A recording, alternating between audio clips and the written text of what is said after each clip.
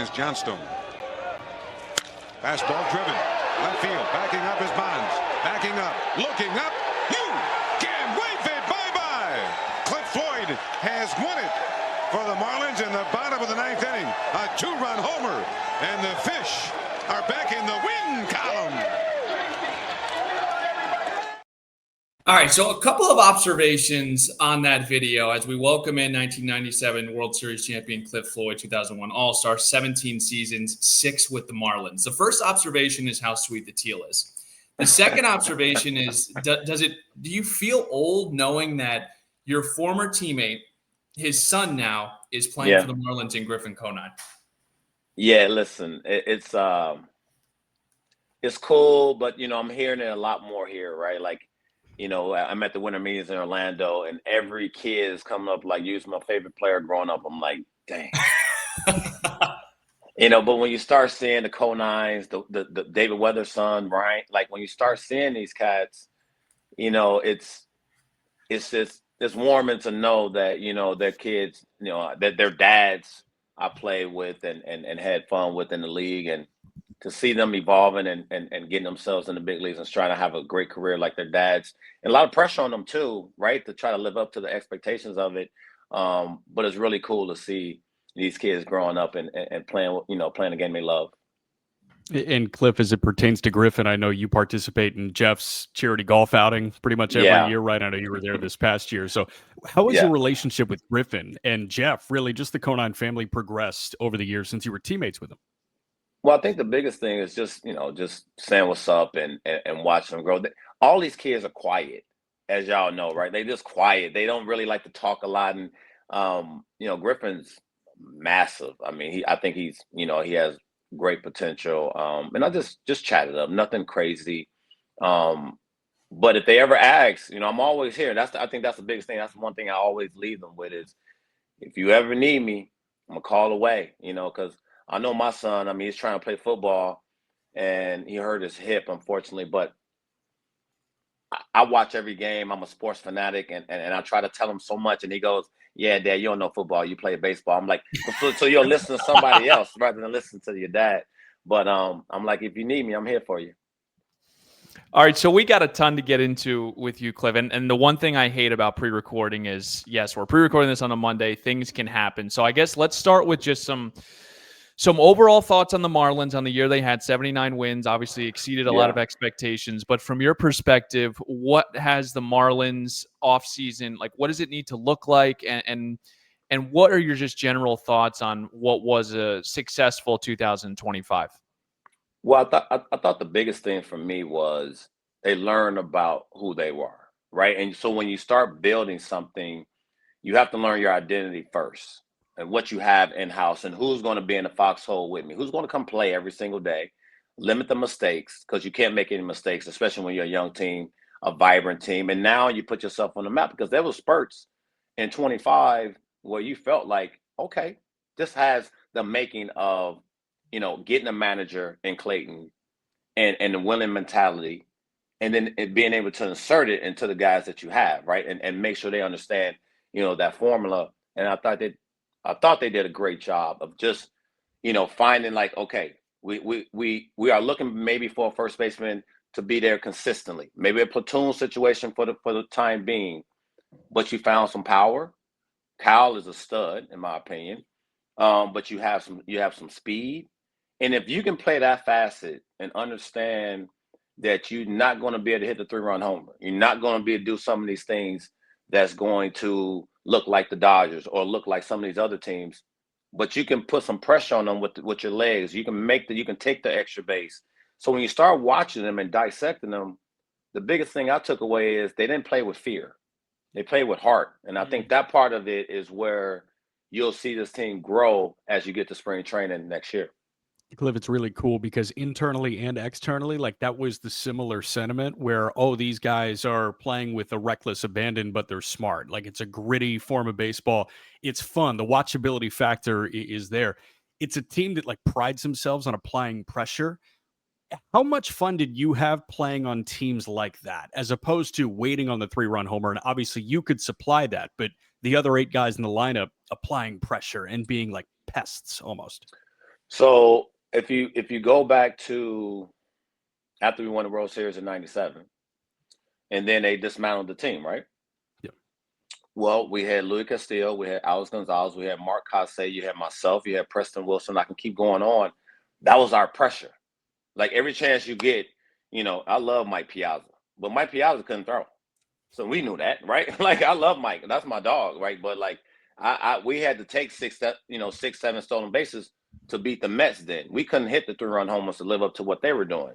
So when you start implementing things that you're really good at and kind of perfecting those things, then you can go out there and play reckless. Because I don't think Clayton was telling them, hey, we can't give up outs. He was saying play smart, understand who's pitching, understand the game dynamic, what's going on. Yes, we need you at second base for a knock to get that guy in to tie the score. They live for the dramatic. They had some walk-offs. Like I just felt like this team was building some great character, man. And if you have that dynamic, that's the hardest thing to find with youngsters. It's the character and like who they are. And most of them try to live in a lane they're not capable of performing at. Like some of them, hey, why would you try to hit a 3-run home and you only got 2 homers on the season? You feel me? Like play your game. And I think they found at least what they can kind of add to, and maybe find that 1 or 2 players this off season that allows them to continue to grow and doesn't disrupt the chemistry that they're building. Cliff Floyd with us now. I do want to get some bold predictions from him if the Marlins were to make any moves in a couple of minutes here, but I do want to stick on 97. Ignorance is bliss, and I think we share that same sentiment for the 2025 team for all these young rookies. But why did that 97 team win a World Series? Oh man, well, you need more than 25-man rosters. Not a roster's going up a little bit, but you need more. But Dombrowski did it right. He just had the right players, man. Like we had, what I've been talking about with this team now. We had the right fix, and our nemesis was the Atlanta Braves. And what we did was once we got past them, it was like we won the World Series. But you got to get over the hump. And so, if we didn't have Livan Hernandez, we probably weren't gonna win. Because Alex Fernandez, if you remember, went down with the show, right? He was done. So it was like we just kept playing and kept chipping away and added Darren Dalton. The late Darren Dalton came onto the squad, and he had seen us the whole season. And Dutch came in, man, and he had a meeting. He only been there a week, but he had a meeting. Was like, "Yo, this is a country club. Y'all need to get y'all butt together." He said some different. He said some different words, but I can't say that. But he said you need to get your butts going and figure this out because y'all way too good to go home. What triggered that meeting, Cliff? I wish I could tell you. Like I think he couldn't wait to get to our clubhouse, and I don't think he knew that he was gonna get traded to us. But when he got there, it was like boom. And I'm a young jit. Like I'm sitting back in the cut, right? I'm just sitting there going, I wonder who gonna say something now. Like I wonder who gonna, is Sheffield gonna, is Bobby Bo gonna say like, yo, you ain't been here, you don't know what we got going. Nobody said nothing, and that was out of respect because when you think about how these things unfold, you only speak when you've done something the way you can go out there and back those words up. And Dutch could back those words up. He had a great career, and I just felt like when you start adding pieces to the puzzle, it can get you to what you're trying to get to, that promised land. And you can say Dutch, you can say Livan Hernandez, you can say Antonio Alfonseca when we needed him. There's so many pieces, man. And when you have the pieces and they're the right ones, I'm not saying that's why it's hard to build dynasties. That's why it's hard to do what the Dodgers are doing, because it just ain't that easy. Like the Dodgers supposed to lose that World Series. Like if you look back, they weren't supposed to win that thing, but it happened because it's just the way it is. Like they were, when you say not supposed to, it's just looking how the game unfolds and knowing so many different situations and who are the unsung heroes. Rojas is an unsung hero in the World Series. I mean, I didn't, not Betts, not Freeman, not Otani. You know, it was Rojas. It is cool. You look at that World Series in 25 and you're saying, okay, Miguel Rojas and Will Klein are two of the bigger pieces for that Dodger World Series. I do want to hang on that 97 thing for a moment because obviously it's you guys reached the mountaintop and it was a massive part of Marlins history. The teal is also a massive part of Marlins history. And I know Steven alluded to this, but that has to sit in the pantheon of best jerseys you ever put on, right? What emotions does the teal invoke in Cliff Floyd? So dope, man. We used to always talk about, they implemented the black ones, and that was cool. But when we had that teal was just sick. Like, and back then, Cass tried to talk about us like we were like, oh, bro, that's like you looking like cartoonish and this. I'm like, hey, you ain't seen nothing until we flipped that hat on you. Have a teal hat, and then and then Conine used to get these special made Nikes.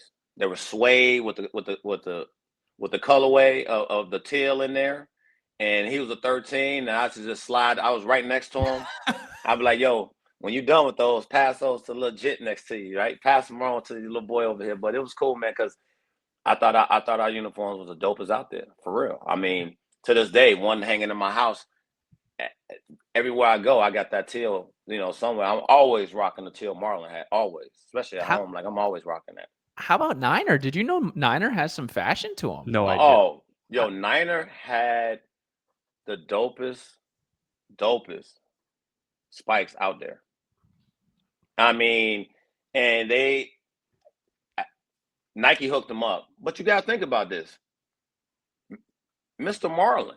And that tag has never left Niner. No. It's never left him. Like, of all the players that's going through there, D. Lee, the Miggies, the Dontrells, you keep going, and it's Jeff Conine. And Nike hooked him up. I mean, I'm talking. He didn't give me something like it was some fresh ones. He didn't even wear. I'm like, bro, you're not even gonna rock those. And he won't give them up though. All right, two left here with Cliff Floyd. Winter meetings. We know it's busy. We've got now a draft lottery. We've got the Rule 5. We just got some Hall of Fame news. I'm just going to ask you straight up, Cliff. Is Gary Sheffield a Hall of Famer? In my eyes, yes. And I've done these shows numerous times, and I'm going to keep this short because it's just tough, right? Every time I do a Hall of Fame push for somebody, it was Crime Dog, and then it was Lou Whitaker, and then it was, just names that were on the ballot, and I did them on the show with Brian Kenny, and BK would come and he like, just, in your best version, tell me why you think Fred McGriff is a Hall of Famer, why you think Gary Sheffield is a Hall of Famer. And I'm like, there's numbers, there's good players, and then there's another category, and then I put Chef in that category. And I know people going to say, well, he had to prove that he didn't take steroids. Chef, you can't tell me my dog took steroids. And I know the whole situation that went down, and I get it. And I'm being very careful because I know it's about the integrity of the game and so on and so forth. But I'm telling you, man, I watched it day in and day out. And when you talk about clutch, yes. When you talk about winner, yes.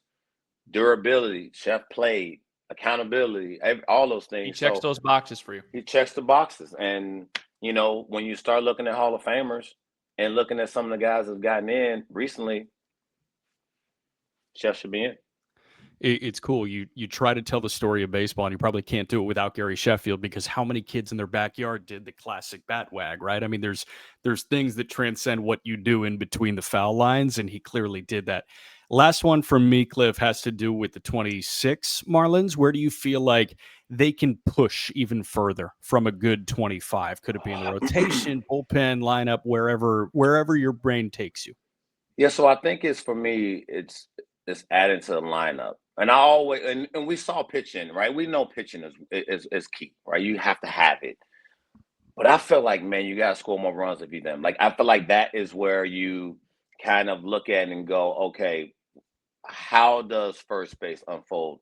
What happens consistently in the outfield? I think you found some guys that can actually do what I said earlier. You got power. You had 5 guys in double digits and stolen bases. Like all these things matter, but you need more.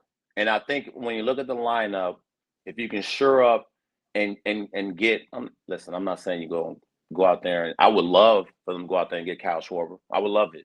But if you don't, you have to go out there and get somebody that can hold down the fort and be a run producer. And even listening to Jeff Kent last night, who got into the Hall of Fame, that's what he wanted to do. And I know average and stuff plays, but when you think about a guy like Pete Alonso, that's 36 and 126 with 270 average. That plays. You know what I mean? That changes the whole dynamic of lineups. You know, you throw him in there with Kyle and Otto. Like now you messing with something that can be what Clayton is looking for. Cliff, thank you so much, man, for the time. You were fantastic. Me and Jack really enjoy your work. And again, we appreciate you taking some time out of a busy week, winter meetings. We're going to straddle here. We will break. We'll get a couple of messages. We've got a great holiday bundle. You know the game.